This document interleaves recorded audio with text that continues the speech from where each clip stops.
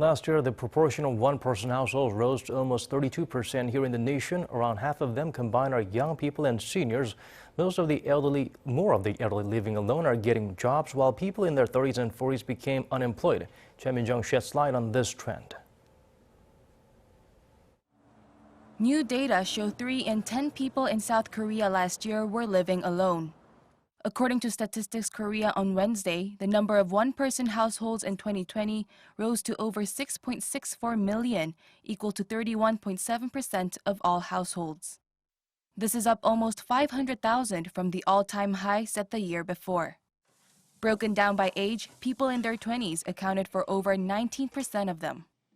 Almost 17% were in their 30s and over 15% in their 50s. Seniors aged 60 and above accounted for around one-third. Most of those seniors said they lived alone because of the death of a spouse, while younger people lived alone mainly for reasons related to school and work or simply because they wanted to. By region, single-person households were concentrated in the capital area, with 21.2% living in Gyeonggi-do province and 20.9% living in Seoul itself. Among these households, the proportion who are employed fell for a second year in a row.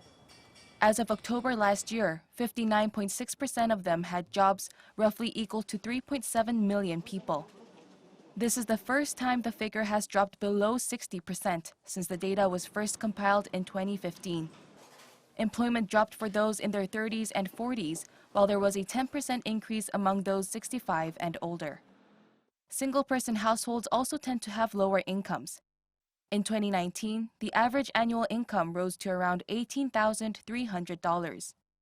But this is still only around 36% of South Korea's household average.